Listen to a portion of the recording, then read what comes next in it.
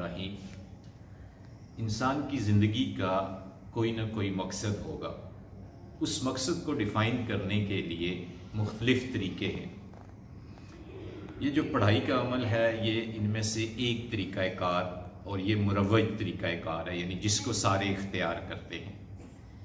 इसको हतमी नतीजा देना या हतमी कामयाबी देना ये एक सिलसिला है, और इसको आगे अपनी अमली ज़िंदगी में इख्तियार करने के लिए ज़रूरी है कि पढ़ाई के अमल को मुस्तकिल बुनियादों पर और संजीदा बुनियादों पर इख्तियार किया जाए।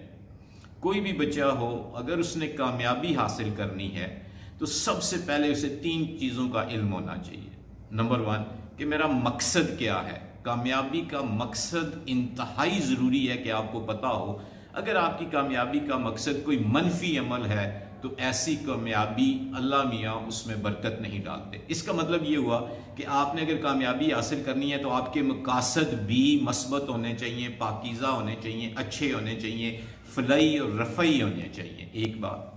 दूसरी ये बात ये है कि आप कामयाब क्यों होना चाहते हैं, जो आपने मकासद डिफ़ाइन किए हैं, तो उसमें कहीं ना कहीं इंसानियत की बेहतरी का पहलू होना चाहिए। अब ये सारी बातें हासिल करने का तरीक़ाकार क्या है? तरीक़ाकार ये है कि आपको टारगेटेड एफर्ट्स करने चाहिए। मसलन मैं डॉक्टर बनना चाहता हूँ तो मुझे डॉक्टर की फील्ड के हवाले से टारगेटेड ऑपरेशन और स्टेप्स लेने चाहिए। मैं इंजीनियर बनना चाहता हूँ तो मुझे पता चलना चाहिए कि इंजीनियरिंग की कौन कौन सी फील्ड्स हैं, किन की आगे ज़्यादा डिमांड है, मार्केट वैल्यू किन की है, और किन इंजीनियरिंग की फील्ड में इंसान के पास पोटेंशियल के मुताबिक अपनी सलाहियत को इस्तेमाल कर सकता है। एक आदमी है वो फिलोसफर बनना चाहता है, पॉलिटिशियन बनना चाहता है, लॉयर बनना चाहता है, पोइट बनना चाहता है, राइटर बनना चाहता है, तो उसको पता होना चाहिए कि इस फील्ड में मेरे आगे जाने के कितने चांसेस हैं और किस तरह मैं उन चांसेस को अवेल कर सकता हूँ। फिर अगर आप कामयाब होना चाहते हैं तो आपको पता होना चाहिए कि कोई भी कामयाबी, कोई एक कामयाबी भी मेहनत के बगैर और मुसलसल अमल के बगैर नहीं है। मैं हवाला दूंगा आयतुल्लाह खमीनी साहब का। आयतुल्लाह खमीनी साहब ने अपना जो इनकलाब का जब सिलसिला शुरू किया तो 1929 में 1929 में उनकी पहली लेक्चर आप कहें या वीडियो मिलती है जिसमें उन्होंने ये दावा किया है कि मैंने इंशाअल्लाह इनकलाब लाना है, और 1929 में उन्होंने शुरू कर दिया और कामयाबी कब मिली? 50 साल बाद भी नहीं। तो कहने का मकसद ये है कि ये मुसलसल अमल है और लगे रहना है। जिंदगानी की हकीकत कोहकन के दिल से पूछ, जुए शीराओ तेशाओ संगे गरां है एक ज़िंदगी। इतनी मेहनत के बाद कहीं जाके कामयाबी मिलती है।